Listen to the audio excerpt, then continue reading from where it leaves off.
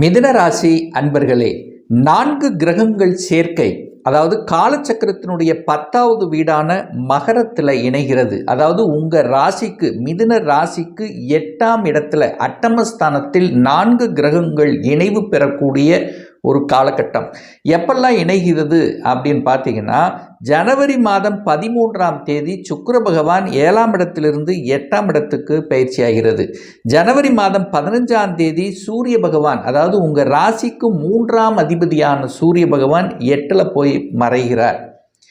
அதே போல் 16ஆம் தேதி, ஜனவரி 16ஆம் தேதி செவ்வாய் பகவான் உச்ச பலத்தோடு அங்கே 8ல் போய் அமருது.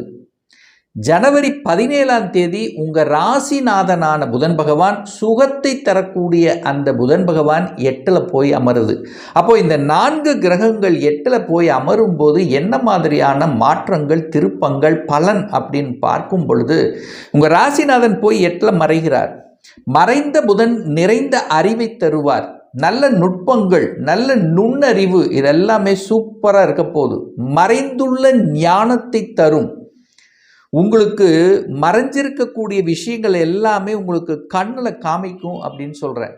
அதே சமயத்தில் பார்த்தீங்கன்னா, செவ்வாய் பகவான் 6ஆம் அதிபதி உச்ச பலம் அடைகிறார். இந்த மிதுன ராசி அன்பர்களுக்கு 6க்குரியவன் கடன், நோய், எதிர்ப்பு, பகை, வம்பு, வழக்கு, கோர்ட்டு கேஸ், இந்த மாதிரி நெகட்டிவை கொடுக்கக்கூடிய அந்த செவ்வாய் பகவான் உச்ச பலத்தோட இருக்கிறார். அப்போ என்ன அர்த்தம்? உங்க எதிரி பலமாக இருக்கிறது அப்படிங்கிறத ஞாபகத்தில் வைத்துக் கொள்ளுங்கள் இந்த மிதுன ராசி என்பர்கள். அதே சமயத்தில் கோபம் வரும், ஆக்ரோஷம் வரும். ஏன்னா செவ்வாய் உச்சம் இல்லை, அப்போ டக்கு டக்குன்னு கோபம் வரும். நிதானமாக செயல்பட வேண்டும் என்பதை ஞாபகத்தில் வச்சுக்கோங்க. ஏன்னா 4 கிரகங்கள் மறைந்துள்ளது. 8ங்கிறது வலி, வேதனை, துக்கம், துயரம், அசிங்கம், அவமானம் என்று சொல்லக்கூடிய ஒரு இடம் என்பதை ஞாபகத்தில் வைத்துக்கொண்டு இந்த மிதுனராசி என்பவர்கள் செயல்பட வேண்டும். அப்போ என்ன, சில சமயங்களில் காரிய தடைங்கிறது உண்டு. கொஞ்சம் ஸ்லோவாகும், லேட் ஆகும். அதை பற்றி கவலைப்பட வேண்டாம். நிதானம் என்பது ரொம்ப ரொம்ப முக்கியம் என்பதை மிதுனராசி என்பவர்கள் ஞாபகத்தில் வச்சுக்கோங்க. ஆனால் அதே சமயத்தில் திடீர் அதிர்ஷ்ட வாய்ப்புகளும் தேடி வரும் அப்படிங்கிறத புரிஞ்சுக்குங்க. 8ஆம் இடம் என்பது வலிவேதனை கொடுக்கக்கூடிய இடம் என்றாலும் அந்த இடத்துல தான் மறைமுகமாக திடீர் அதிர்ஷ்டமும் அங்கே சேர்ந்திருக்கு. அதே சமயத்தில் செவ்வாய் பகவான் உச்சமாக இருக்கார். அந்த செவ்வாய்ங்கிறது 11ஆம் அதிபதி, லாபஸ்தானத்தின் அதிபதியும் அவரே. அப்போ அந்த செவ்வாய் 8ஆம் இடத்திலிருந்து தனது 4ஆம் பார்வையாக 11ஆம் இடத்தை பார்த்து கொண்டிருக்கிறார். அப்போ லாபங்களும் தர காத்து கொண்டிருக்கிறது என்பதை ஞாபகத்தில் வைத்துக் கொள்ளுங்கள். அப்போ வலிகளோடு, வேதனைகளோடு, இது நடக்கலை, இது நடக்கலை, இது தப்பா இருக்கு, இது பிரச்சனையா இருக்கு என்று மன அழுத்தத்தில் இருக்கக்கூடிய மிதுனத்துக்கு அதுவே உங்களுக்கு பாசிட்டிவாக, லாபமாக, அதிர்ஷ்டமாக மாறப்போகுது அப்படிங்கிறத ஞாபகத்தில் வச்சுட்டா போதும். அப்போ என்ன, அவசர கொடுக்க மட்டும் ஆகாது. நிதானமாக செயல்பட்டாலே உங்களுக்கு நன்மைகள் தர காத்து கொண்டிருக்கிறது. அவசரப்பட்டு வேலையை விட்டுறக்கூடாது. இங்கே தான் பாயிண்ட். 8ல் இருக்கு, ஏதாவது ஒரு டெம்ப்ட் பண்ணுவாங்க. பட் நிதானம், அந்த இடத்தில் நிதானம் அவசியம் என்பதை மைண்டில் வச்சுக்குங்க. ஒரு சிலருக்கு பார்த்தீங்கன்னா, இந்த மிதுனராசி என்பவர்களுக்கு திடீரென்று ப்ரொமோஷனும் கிடைக்கும், இடமாற்றம் கிடைக்கும். ரொம்ப நாள் கிடைக்கல, ஒரு வலியோடு இருக்குது, எனக்கு கஷ்டமாக இருக்குது. எனக்கு முன்னாடி இருந்தவங்களுக்கெல்லாம் ஏதாவது ஒரு வகையில் கிடைச்சிருச்சு, எனக்கு கிடைக்க மாட்டேங்குது, ஏதோ ஒரு குறை இருக்கிறது, யாரோ ஒரு தடுத்து கொண்டிருக்கிறார்கள். இதெல்லாமே உங்களுக்கு கண்ணில் காமிச்சிரும் இப்போ. அப்போ யார் எதிரி, யார் உங்களுக்கு துரோகம் செய்து கொண்டிருக்கிறார்கள், யார் உங்களுக்கு தடுத்து கொண்டிருக்கிறார்கள் என்பதை காண்பிக்கக்கூடிய ஒரு காலகட்டமாக உங்களுக்கு இருக்கும். அப்போ உஷாரமாயிருவீங்க. அப்போ உங்களுக்கு தெரிந்துவிடும், கூட இருந்து யார் நமக்கு இந்த தன்மைகள் எல்லாம் செய்தார்கள் என்பதை இனம் கண்டு கொண்டு அதற்கு தகுந்த மாதிரி செயல் திட்டம் தீட்டி வெற்றியடையக்கூடிய காலகட்டமும் இது அந்த காலகட்டமாக இருக்கும். ஸோ 6ஆம் இடம் என்பது வெற்றியை கொடுக்கக்கூடிய இடமும் அந்த 6ஆம் இடம்தான். உழைப்பால் வெற்றி, வேலை கிடைச்சிரும். 6க்குரியவன் ஸ்ட்ராங்காக இருக்கு. கடந்த 2-3 மாதங்களாக எனக்கு ஒரு வேலை கிடைக்கல, இந்த வேலையால் பிரச்சனையாக இருக்கிறது, நிறைய இடத்துல அப்ளை பண்ணியிருந்த கிடைக்கலங்கிற இருக்கக்கூடிய மிதுனத்துக்கு எதிர்பாராத விதமாக உங்களுக்கு வேலை கிடைச்சிரும். ஒரு 4-5 இடத்துல இன்டர்வியூ அட்டெண்ட் பண்ணிட்டோம் சார், எதுவுமே ரிப்ளை கிடைக்கல சார். ரிப்ளை கன்ஃபார்மாக கிடைக்குங்கிறது தான் பாயிண்ட். அப்போது 8-11 கனெக்ட் ஆகும்போது திடீர் அதிர்ஷ்ட வாய்ப்புகளையும் கொடுக்கும் அப்படிங்கிறது தான் அமைப்பு. 3ஆம் அதிபதி 8ல் போய் மறைகிறார். அப்போது இந்த இடத்துல தான் டிராவல் விஷயத்தில் கொஞ்சம் கவனமாக இருக்கணும். 3ஆம் இடம் என்பது பயணங்கள் ஏற்படுத்தும். கொஞ்சம் டென்ஷன் ப்ரெஷர் இருக்கும். இரவு நேர பயணங்களை முற்றிலுமாக தவிர்க்க வேண்டும் என்பதை ஞாபகத்தில் வைத்துக் கொள்ளுங்கள் இந்த மிதுன ராசி என்பர்கள். ஏன்னா 4ஆம் இடம் என்பது வண்டி வாகனத்தை குறிக்கக்கூடிய இடம். ஸோ அந்த அதிபதியாக இருக்கக்கூடிய புதன் பகவானும் போய் 8ல் மறைஞ்சிருக்கிறதுனாலையும், வாகன காரக கிரகம் என்று சொல்லக்கூடிய சுக்கிரனும் போய் 8ல் மறைஞ்சிருக்கிறதுனால கண்டிப்பாக வாகனத்தில் செல்லும் பொழுது இந்த என்ன சொல்கிறது, வேகமாக செல்வது, இரவு நேரத்தில் பயணங்களை மேற்கொள்வது கொஞ்சம் ஜாக்கிரதையாக இருக்கணுங்கிறத மட்டும் ஒரு அலர்ட் அப்படிங்கிறது மைண்டில் வச்சுக்கிட்டாலே போதுமானது. மற்றபடி பயப்பட வேண்டிய அவசியம் என்பது இல்லை. 3க்குரியவன் 8ல் இருக்கிறதுனால யாருக்கு ஜாமீன் கையெழுத்து போடக்கூடாது. இது ஞாபகத்தில் வச்சுக்கோங்க.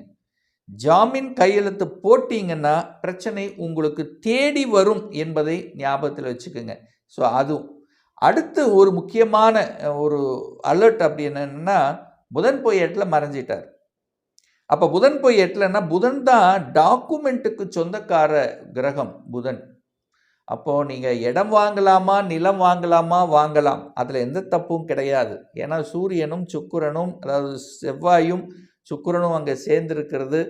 இதெல்லாமே நிலம், எதிர்பாராத விதத்தில் நிலம் அமைகிறது, வாங்கிறது, இதெல்லாமே நடக்கும். அதில் எந்த தப்பும் கிடையாது. ஆனால் ஒரே ஒரு இடத்துல அலர்ட்டாக இருக்க வேண்டியது என்னென்னா டாக்குமெண்ட். ஏன்னா உங்களுக்கு டாக்குமெண்ட்டில் ஏதாவது வில்லங்கம் இருக்கிற மாதிரியே காமிக்கும். அப்போ அதை ஒரு தடவைக்கு 2 தடவை செக் பண்ணணும். எந்த வகை டாக்குமெண்ட்டாக இருந்தாலும் செக் பண்ணணுங்கிறது ஞாபகத்தில் வச்சுட்டாலே போதும். மற்றபடி எந்த பிரச்சனையும் இல்லை. அடுத்து ஒரு நல்ல விஷயத்தில் கேர் எடுக்கணுங்கிறது, 5க்குரியவன் 8ல் இருக்கார். அப்போ குழந்தைகள் நலனில் கொஞ்சம் அக்கறை எடுக்கணும். உங்கள் பேச்சை கேட்க மாட்டாங்க, இல்லை குழந்தைகள் உங்களை விட்டு கொஞ்சம் என்ன சொல்கிறது, ஒரு காரசார விவாதம் நடக்கக்கூடிய அமைப்பு, ஹெல்த்தில் கொஞ்சம் கேர் எடுக்க வேண்டிய அமைப்புகள். ஏன்னா 5க்குரியவன் போய் 8ல் மறைஞ்சிருக்கு. ஸோ அந்த அமைப்புக்கு ஏற்ப காதலில் இருக்கின்றவர்களும் கொஞ்சம் கரெக்டாக இருந்துக்கிறது நல்லது. ஏன்னா கொஞ்சம் சண்டைகள் வருவதற்கான வாய்ப்புகள் இருக்கிறது. ஏன்னா 5க்குரியவன் காதல் ஸ்தானத்தின் அதிபதியாக இருக்கக்கூடியவர் சுக்கிரன். அந்த சுக்கிரனும் போய் 8ல் இருக்கார். காதல் காரகனும் அதே சுக்கிரன் தான். 8ல் போய் மறைஞ்சிருக்கிறதுனால கொஞ்சம் கோபம். ஏன்னா செவ்வாயும் உங்கள் சூரியன் சேர்ந்துருக்கு. 2 உஷ்ண கிரகங்கள் சேரும்போது கோபம்தான். ஸோ மிகப்பெரிய பலகீனம் அப்படின்னு எடுத்துக்கிட்டால் இந்த மிதுனராசி என்பர்கள் கோபம், ஆக்ரோஷத்தை முழுவதுமாக தவிர்க்க வேண்டும் என்பதை ஞாபகத்தில் வச்சுக்கோங்க. நெகட்டிவ் விஷயத்துக்குள்ளே போகாதீங்க. ஏன்னா லக்னாதிபதி போய் 8ல் இருக்கார். நீங்கள் போய் 8ஆம் இடத்தில் உட்கார்ந்துருக்கீங்கன்னு அர்த்தம். அப்போ உங்களை தேடி வருவாங்க நெகட்டிவ் விஷயங்கள். ஸோ அதுக்குள்ளே போகக்கூடாது அப்படிங்கிறத மைண்டில் வச்சுட்டாலே போதும்.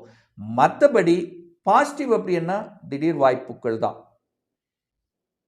திடீர் அதிர்ஷ்டம்தான், டக்குன்னு வெளிநாட்டுக்கு போகக்கூடிய வாய்ப்புகள். 8ஆம் இடம் என்பது தூர தேசத்துக்கு அனுப்பக்கூடிய அமைப்புகள். வேலை கிடைக்குதா, வெளிநாடு, வெளி மாநிலம், அந்நிய தேசம், சூப்பராக இருக்க போகுது. ஸோ ஒரு பாசிட்டிவ் அப்படின்னா வெளிநாடு, வெளி மாநிலம், அந்நிய தேசத்துக்கு வேலை கிடைப்பது, அங்கே மூவ் ஆகக்கூடிய அமைப்புகள். வேலை கிடைக்கிற விஷயங்கள், ப்ரமோஷன் கிடைக்கிற விஷயங்கள் நல்லது. வியாபாரத்தில் லாபம் கிடைக்கும். ஏன்னா 11ஆம் இடம் டச் ஆகுறதில்ல. 8-11 கனெக்ட் ஆகிட்டாலே அங்கே திடீர் அதிர்ஷ்டங்கள் கிடைத்துவிடும். திடீர் பணப்புழக்கம் கொடுக்கும். சில நல்ல விஷயங்கள் நடக்கக்கூடிய அந்த பாத்து. இன்னும் என்னென்னா, உங்களை தொந்தரவு செஞ்சிட்டு இருக்கவங்க யாருங்கிறது காமிச்சு கொடுத்துரும். அதுதான் மிகப்பெரிய தன்மை. இது நாள் வரைக்கும் உங்களுக்கு அது தெரிஞ்சிருக்காது. இப்போ அது தெரியக்கூடிய தன்மை. அப்போது நிச்சயமாக இந்த காலகட்டம் ஒரு வழிகளை கொடுத்தாலும், சில தடைகளை கொடுத்தாலும், அதுக்கப்புறம் பார்த்தீங்கன்னா உங்களுக்கு பாசிட்டிவாக அமையுங்கிறதுல எந்தவித மாற்று கருத்தும் கிடையாது. இன்னும் ஒரு துல்லிய பலன். படிப்பு, வேலை, வியாபாரம், தொழிலை பற்றி தெரிஞ்சுக்கணும். திருமணம் எப்போ நடக்கும், குழந்தை பாக்கியம், வீடு கட்டக்கூடிய நிகழ்வுகள், இதை பற்றி டீட்டெயிலாக நம்ம தெரிஞ்சுக்கணும். ஒரு கன்சல்டேஷன் எடுத்துக்கணும் அப்படின்னு விருப்பப்படக்கூடிய அன்பர்கள் டிஸ்பிளே தெரியக்கூடிய நம்பருக்கு ஃபோன் கால் மூலமாகவோ அல்லது வாட்ஸ்அப் மூலமாகவோ தொடர்பு கொண்டு நேரடியாகவோ அல்லது ஆன்லைன் மூலமாகவோ கன்சல்டேஷன் எடுத்துக்கலாம். நம்மளுடைய அலுவலகம் கோயம்புத்தூரில் அமைந்துள்ளது. அதாவது கோயம்புத்தூரிலிருந்து மேட்டுப்பாளையம் செல்லும் வழியில் வெள்ளக்கிணர் பிரிவுக்கு அருகில் அன்னபூர்ணா ஹோட்டலுக்கு பக்கத்தில் அமைந்துள்ளது. பிரியர் அப்பாயின்மெண்ட் வாங்கிட்டு நேரடியாக கன்சல்டேஷன் எடுத்துக்கலாம். நம்முடைய சேனலை நீங்கள் ஃபர்ஸ்ட் டைம் பார்ப்பவர்கள் என்றால் மறக்காமல் சப்ஸ்கிரைப் பண்ணிக்கிங்க. பக்கத்தில் இருக்கக்கூடிய பெல் பட்டன் மற்றும் ஆல் நோட்டிஃபிகேஷனை கிளிக் பண்ணும்போது நான் போடக்கூடிய அடுத்தடுத்த பதிவுகள் உங்களுடைய நோட்டிஃபிகேஷனில் வந்து சேரும். மீண்டும் ஒரு நல்ல பதிவில் உங்களை சந்திக்கும் வரை உங்களிடமிருந்து விடைபெறுவது உங்கள் அஸ்ட்ராலஜர் டாக்டர் சதீஷ்.